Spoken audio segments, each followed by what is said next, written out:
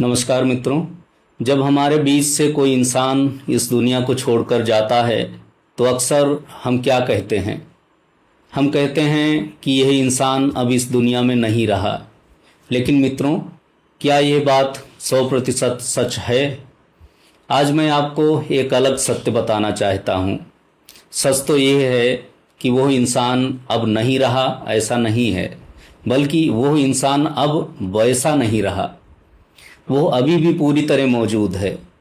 सुनने में ये बात आपको थोड़ी हैरान कर सकती है, लेकिन इसके पीछे हमारे शास्त्रों का बहुत बड़ा विज्ञान छिपा है।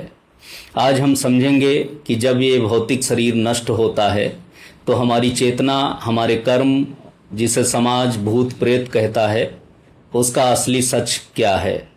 वीडियो को आखिरी सेकंड तक बहुत ध्यान से सुनिएगा। हमारे सनातन विज्ञान में बताया गया है कि इंसान सिर्फ मांस और हड्डियों का ढांचा नहीं है। हमारे पास 3 शरीर होते हैं: स्थूल शरीर, सूक्ष्म शरीर और कारण शरीर। जब किसी की मृत्यु होती है तो केवल ये स्थूल शरीर यानी 5 तत्वों से बनी मिट्टी का शरीर खत्म होता है, लेकिन आपका मानसिक और प्राणमय शरीर नष्ट नहीं होते। वे आपके कर्मों की तीव्रता, आपकी इच्छाओं और आपकी वासनाओं के अनुसार आगे बढ़ते रहते हैं। विज्ञान का एक शाश्वत नियम है: ऊर्जा को न तो पैदा किया जा सकता है और न ही नष्ट किया जा सकता है। इसे केवल एक रूप से दूसरे रूप में बदला जा सकता है। ठीक इसी तरह जब तक किसी इंसान की कर्म संरचना यानी उसके कर्मों का हिसाब किताब और उसकी तीव्र इच्छाएं पूरी तरह खत्म नहीं हो जाती, तब तक वो ऊर्जा इस ब्रह्मांड में एक खास तरंग के रूप में मौजूद रहती है। और मित्रों, इसी अधूरी, मजबूत और तीव्र कर्म संरचना को, जो शरीर छूटने के बाद भी अपनी इच्छाओं के कारण भटकती रहती है, आम बोलचाल की भाषा में लोग भूत प्रेत कह देते हैं।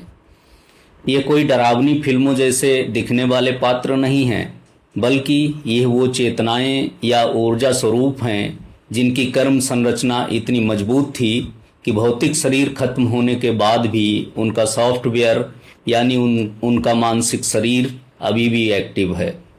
वे पूरी तरह मौजूद हैं, बस उनके पास काम करने के लिए भौतिक माध्यम नहीं है।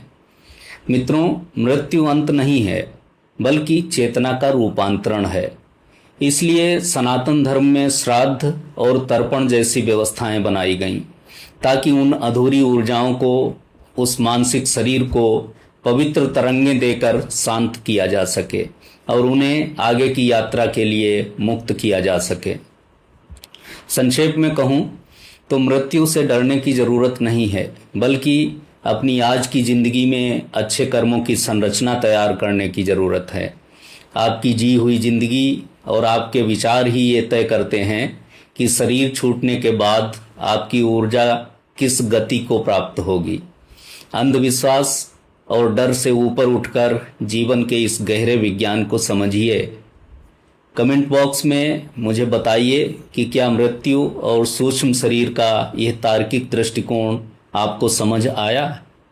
अपने विचार साझा कीजिए और कमेंट्स में लिखिए जय श्री कृष्ण। इस आंखें खोल देने वाले और ज्ञानवर्धक वीडियो को अपने मित्रों और परिवार के साथ जमकर शेयर करें, ताकि लोग डर से मुक्त हो सकें। हमारे पेज को सब्सक्राइब करना ना भूलें। सजग रहिए, तार्किक बनिए, आनंद में रहिए। धन्यवाद।